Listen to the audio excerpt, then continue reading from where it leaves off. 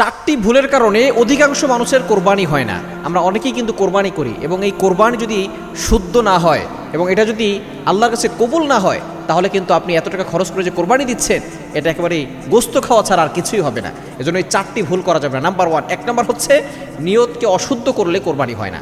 নিয়তকে শুদ্ধ করতে হবে, খালেস নিয়তে আল্লাহর জন্য কোরবানি করতে হবে। কারণ আল্লাহ পাক রব্বুল আলামিন নিজেই বলে দিয়েছেন 8 নম্বর পড়া 9 নম্বর পৃষ্ঠার 8-9 নম্বর লাইন সূরা আনামের 162 নম্বর আয়াতে আল্লাহ বলছেন, কুল ইন্না সলাতি ওয়া নুসুকি ওয়া মাহইয়ায়া ওয়া মামাতি লিল্লাহি রাব্বিল আলামিন, my prayer, my sacrifices, my life, my death, always for আল্লাহ।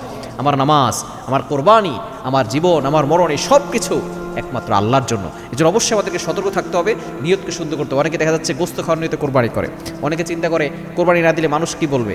এই ধরনের কথা যারা বলে তাদের কোরবানি কিন্তু বাতিল হয়ে যাবে। এই জন্য অবশ্যই সতর্ক থাকতে হবে যাতে করে আমাদের নিয়তটা শুদ্ধ হয়।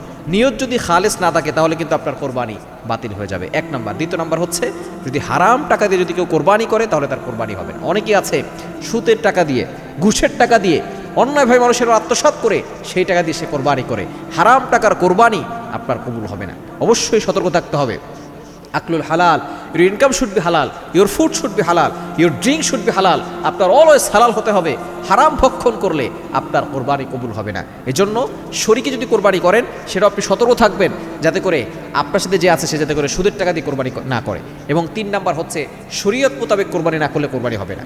ইসলামের যে বিধানগুলো আছে, যেভাবে কোরবানি করতে ইসলাম বলেছেন সেভাবেই কোরবানি করতে হবে।